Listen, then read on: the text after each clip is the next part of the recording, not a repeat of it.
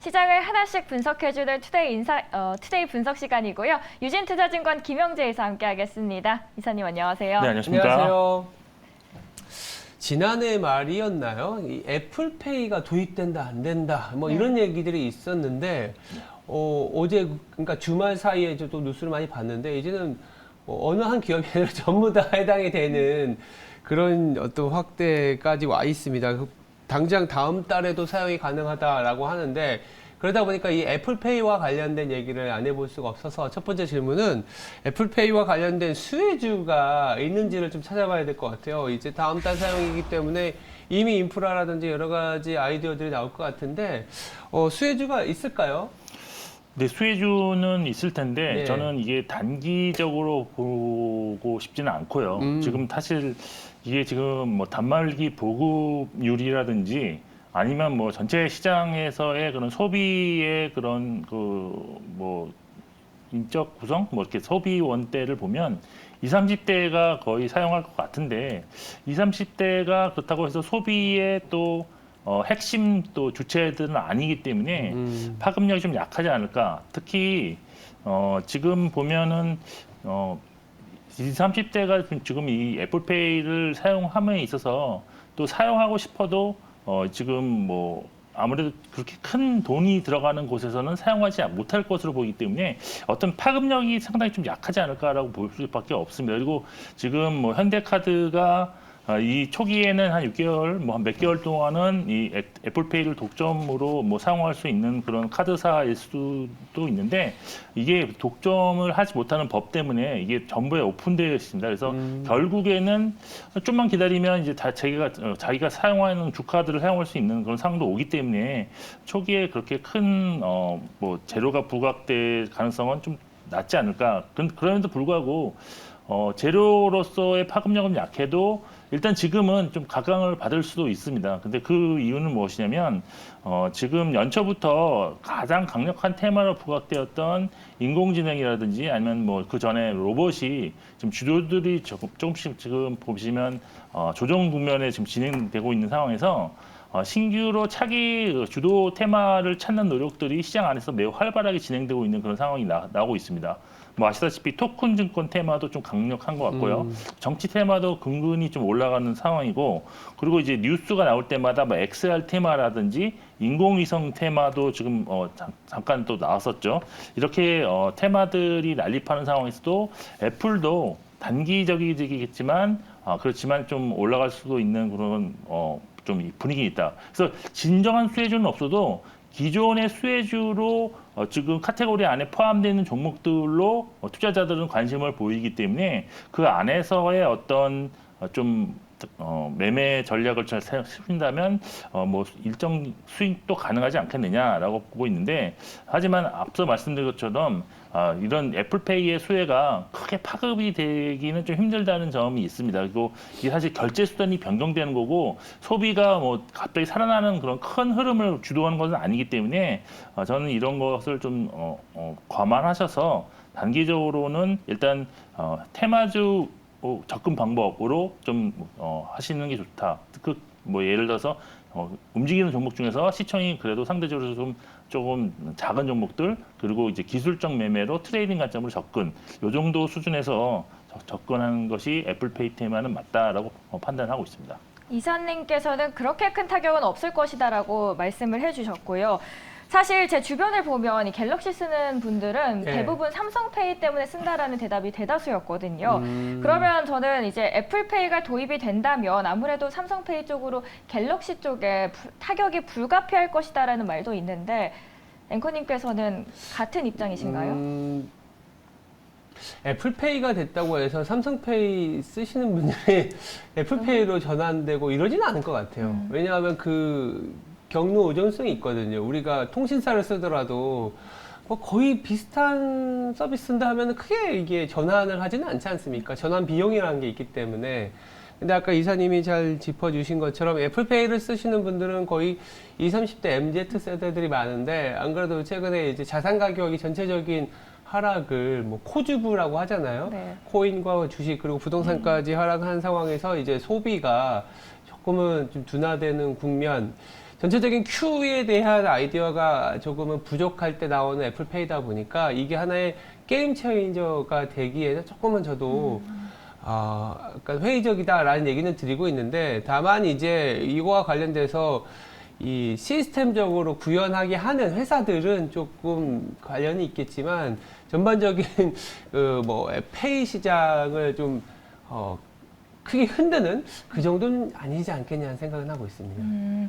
그렇다면 이사님, 저희 시간 외에서 오늘 봤는데 대부분 애플페이 관련주들이 장식을 했더라고요. 그럼 오늘 장에서는 좀 움직일 거라고 보시면 그 안에서 옥석 가리기를 투자자분들께서는 어떻게 하면 좋을까요? 네, 일단 실질적인 수혜는 제가 보기에는 이제 현대카드가 이제 뭐 점유율을 단기적으로 높일 수 있다라는 거에 포커스를 일단 맞추시고, 그리고 또 하나는 아이폰이 오히려 지금 점유율을 전반적인, 그러니까 애플페이 점유가 늘어나는 게 아니라 아이폰 자체가 더 많이 팔릴 수 있다라는 것에 좀 더 초점을 맞추실 필요가 있다라고 보고 있는데요. 그렇게 본다 그러면 현대카드 내에서 사실 카드 벤사라든지 단말기 업체들이 누가 1등이냐 뭐 이런 거를 좀 뭐 구체적으로 볼 수는 없기 때문에 전반적으로 점유율이 높은, 그리고 순위가 MS가 높은 기업으로 좀 이게 투자자의 심리가 쏠릴 수 있습니다. 그래서 아시다시피 뭐 1위 지금 벤사가 한국 정보통신, 네, 그렇게 알고 있는데, 그리고 단말기 교체도 이제 제공하기 때문에 여기서는 이제 나이스 정보통신이 좀 거기에 해당된다라는 점 참고하시고, 그리고 이제 애플의 그런 아이폰의 그런 수요가 늘어나면서 결국은 아이폰에 대한 그런 AS 센터를 운영하는 업체들에 대해서도 수혜가 예상되지 않겠느냐라는 점에서 뭐 저도 잘 몰랐는데 지금 나오는 게 이제 위니아 에이드 쪽이 좀 수혜가 예상된다라고 보여서 그 중에서도 아까도 말씀드렸지만 조금 이제 시총이 작은 종목들이 좀 탄력적으로 움직일 가능성이 있기 때문에 트레이딩 관점에서 좀 그 안에서 좀 시총 작은 종목들을 단기 트레이딩하는 매매 전략으로 접근하신다면 오늘 같은 경우는 분명히 움직일 가능성이 높기 때문에 좀 수익을 낼 수 있는 그런 시장이 나올 것 같습니다. 네, 두 분 모두 그렇게 크게 애플페이라는 뉴스가 큰 타격을 주진 않을 건데, 그래도 난 그럼에도 불구하고 오늘 장에서 좀 투자하고 싶다 하시는 분들께서는 한국정보통신 그리고 나이스 정보통신 언급을 해주신 점도 참고하시면 좋을 것 같습니다. 저희 두 번째 이슈로 넘어가 보도록 하겠습니다. 정부가 이제는 디지털과 바이오를 합친 거죠. 디지털 바이오를 적극적으로 키운다고 했습니다. 그렇다면 이제 바이오주들이 벼뜰 때가 왔을까요, 이사님? 바이오 같은 경우는 사실 지난해 그 4분기 정도쯤에 상당히 좀 차기 주도주로 좀 부상하지 않을까 하는 기대가 좀 있어서 그때 조금 올랐었는데, 근데 올해 딱 시장의 뚜껑을 딱 열고 보니까 글로벌 성장주 반등에는 바이오는 좀 철저히 소외되는 그런 부분이 많습니다. 이게 네. 사실 미국도 마찬가지 현상인데, 반면에 그 2020년 시장을 주도했던 BBIG 중에 지금 뭐 그 바이오 제외하고 뭐 배터리도 반등이 나왔고 인터넷 기업도 나쁘지 않았고요. 그다음에 뭐 게임주도 좀 반등하고 있는 상황이다. 이번에 다시 이제 뭐 디지털 바이오 정부 주도로 다시 또 한다라는 얘기가 또 나왔는데, 이게 사실 작년에 그 윤석열 정부 출범에도 이 얘기가 나왔었고요. 작년 11월에도 나오면서 좀 구체적인 안이 발표가 됐었습니다. 근데 지금 이번에는 뭐 큰 목표만 다시 뭐 나왔고 구체적인 안이 좀 떨어진다라고 보고 있기 때문에 제가 보기에는 바이오주 전반에 갇혀서 상승을 유발할 수 있는 재료로서는 조금 좀 부족하지 않겠느냐라고 보고 있습니다. 일단 정부 추진 디지털 바이오 컨셉이 뭐 디지털인 그런 네트워크, 그다음에 빅데이터, 인공지능을 바이오 기술에 융합시켜서 일단 뭐 많은 시행착오를 좀 줄이면서 투자금도 좀 최소화하는, 그래서 기존 산업의 그런 발전 수준을 좀 업그레이드한다는 뭐 이런 좀 플랜인데, 정부는 여기서 보건 의료 부담은 물론이고 그다음에 뭐 제조, 환경, 농업에 대한 성장 동력까지도 좀 연결시키겠다라는 것이 그런 대안인 것 같습니다. 그리고 구체적으로 지원하는 분야는 전자약, 디지털 치료제, 마이크로바이옴, RNA, 뭐 펩타이드 기술을 이용한 뭐 신약물의 원천 개발하는 그런 분야라고 했는데, 사실 디지털 바이오는 해외에서도 좀 많이 활용되고 있다라고 볼 수 있습니다. 그래서 대표적인 성공 사례가 지금 팬데믹 당시 모더나사가 mRNA 그 백신을 개발했었는데 이게 지금 사실 대량으로 생산하기 위해서 합성 생물학 기술을 이용해서 단기간에 대량 생산에 성공했다라는 점이 디지털 바이오의 그런 사례다라고 보시면 될 것입니다. 따라서 이게 중장기적으로 어떤 바이오 안에서의 큰 트렌드를 형성할 것으로 보여서 지속적인 관심이 필요하다고 보고 있지만 지금은 수혜 종목이 좀 확대되는 그런 상황은 아니다라고 보고 있습니다. 그래서 관련해서 이렇게 정말 이런 기업이 이렇게 될 것이다라고 딱 단정 지을 수가 없는 상황인데요. 그렇지만 시장에서는 조금씩이나마 그 주도 수혜주를 찾으려는 노력은 있는 것 같습니다. 그래서 지난 금요일이었나요? 지금 신약 개발을 인공지능을 활용해서 좀 플랫폼을 개발하고 있는 업체인 신테카 바이오라는 종목이 새롭게 지금 주도주로 부상을 했는데 신테카 바이오는 인공지능과 GPU 및 슈퍼컴퓨팅 기술을 활용한 합성 신약 후보 물질을 도출하고 또 항암제 바이오마커 발굴 및 유전체 정밀 의료 서비스를 제공하는 기업입니다. 그런데 이제 문제는 뭐냐면 아직 플랫폼을 이용하는 그런 업체들이 많지 않다. 그런 점에서 보면 매출이 거의 없다고 보면 되는데요. 실제로 제가 지난 3분기 매출액을 봤더니 이제 깜짝 놀랐습니다. 매출액이 이익도 아닙니다. 매출액이 4,800만 원. 수익단은 뭐 적자가 계속 지속되고 있는 상황이기 때문에 추가 상승은 하겠지만 그래도 한계는 분명히 존재하는 기업이다라고 보시면 좋을 것 같습니다. 그리고 사실 디지털 바이오라고는 하지만 지금은 바이오 본질보다는 어떤 디지털, 뭐 빅데이터나 인공지능에 연계되는 사업 모델을 더 확실하게 지금 뭐 추구하는 업체들이 더 관심을 지금 받고 있는 상황인데, 그래서 바이오 업종으로만 좀 접근하신다면 지금 제가 바이오 업종 그래서 지금 아주 안 좋나 봤더니 그런 것도 아닙니다. 지금 나름 강하게 흐름을 보이고 있는 소분류 업종도 있습니다. 그 대표적인 것이 미용 관련 종목이라든지 뭐 건강기능 관련 식품, 건강기능식품 관련 종목들이라고 보고 있는데요. 일단 이들은 중국 리오프닝 수혜도 뭐 분명히 볼 수가 있는 거고요. 여기에 궁극적으로는 고령화에 따른 꾸준한 매출 성장이 가능한 종목이라는 점에서 신약 개발 바이오 종목보다는 현재로서는 안정적인 주가 흐름이 나온다라고 보고 있는데 대표적으로는 혈당 맞추는 건기식 개발 업체인 퀘어젠이 상당히 지금 치고 나가고 있고요. 또한 인체 이식용 피부와 뼈 이식제에 제조하는 한스 바이오메드라는 종목도 물론 시총은 작긴 하지만 그래도 꾸준히 상승하는 흐름을 보이고 있다는 점에서 좀 참고하실 필요는 있다라고 보고 있습니다.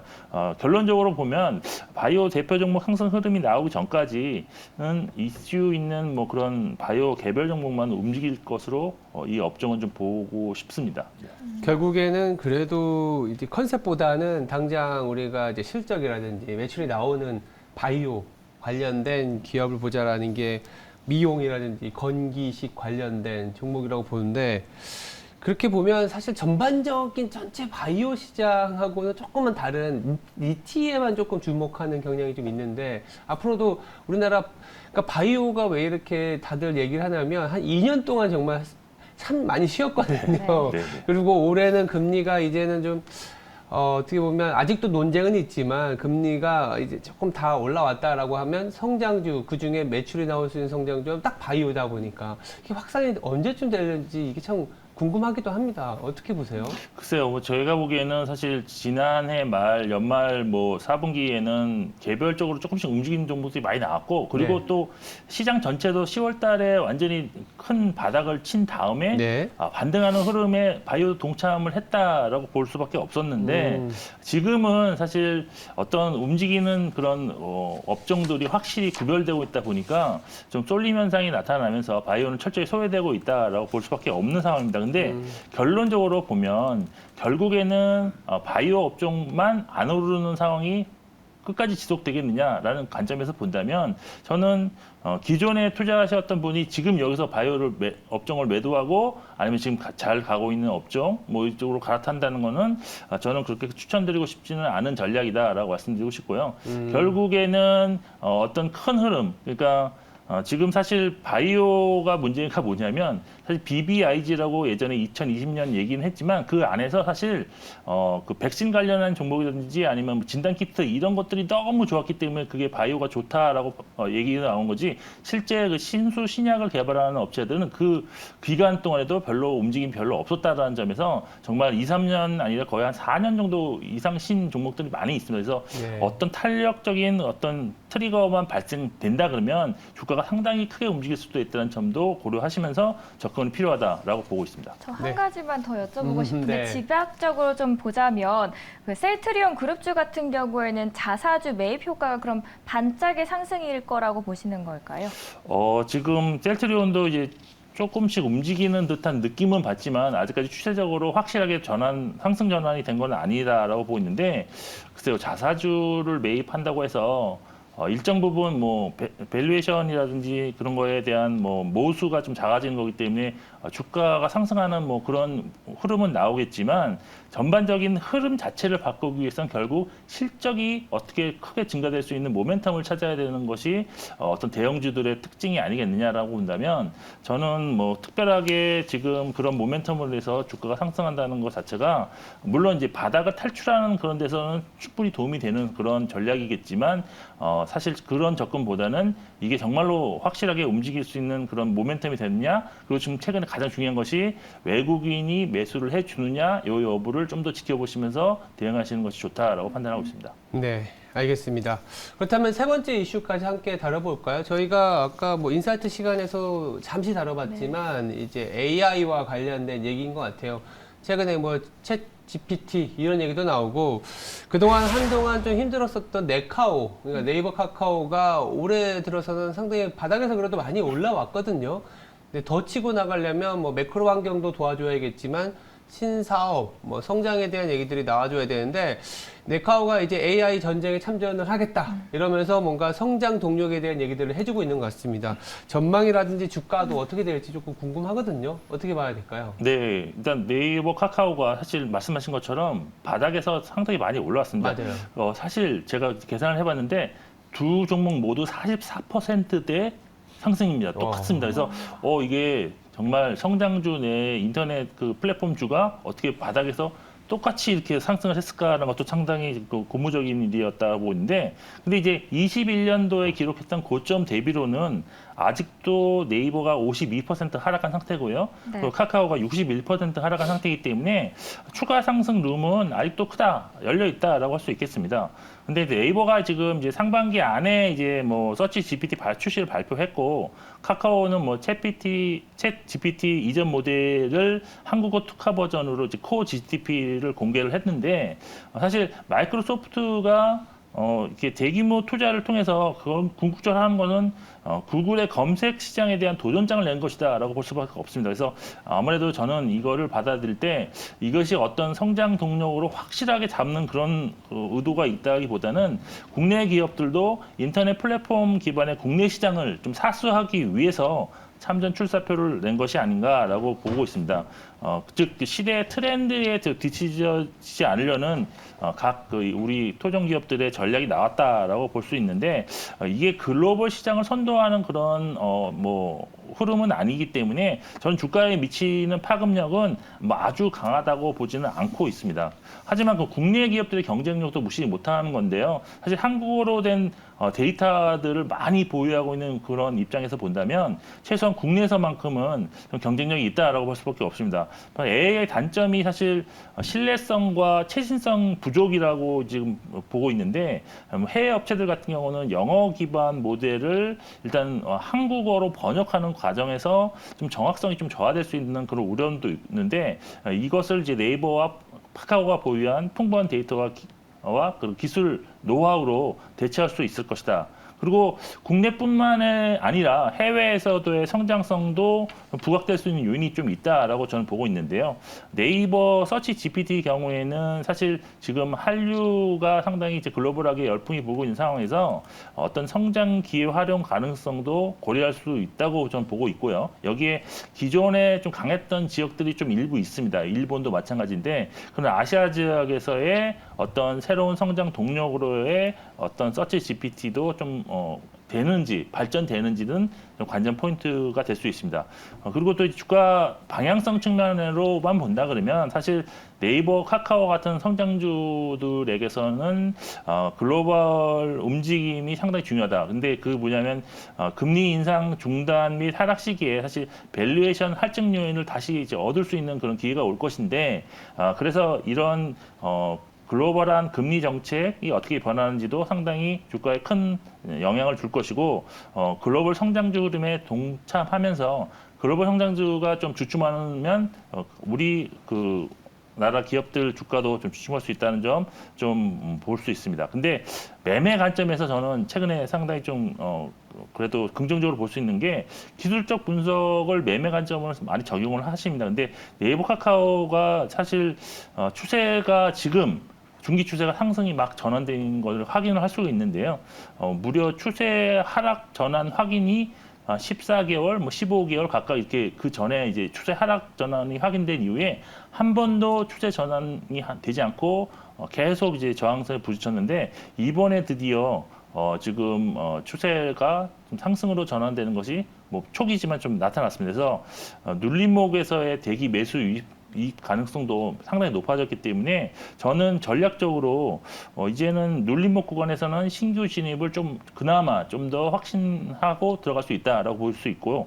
기존 보유자 같은 경우도 좀 이제 여유가 되신다면 평균 그 매수 단가 하락력 추가 매수도 좀 고려하다. 뭐 이제 물타기 전략 뭐 이렇게 막 얘기할 수 있는데 1년여 만에 처음 있는 추세 변화이기 때문에 조금 더 주목은 필요하다라고 판단하고 있습니다. 네이버가 그 호재로 작용했던 것 중 하나가 네이버판 챗 GPT였습니다. 그런데 좀 새로운 관점에서 다가가고 싶은 게 한 가지 리스크가 있는데 이 IP 문제에서 과연 자유로울 수 있느냐가 큰 화두로 떠오르고 있더라고요. 그래서 이제는 AI 최대 수혜주가 이런 테크 기업이 아니라 데이터와 콘텐츠를 소유한 원작자 쪽으로 바라보면 어떨까라는 생각도 함께 이야기가 나오고 있습니다. 어떻게 보실까요?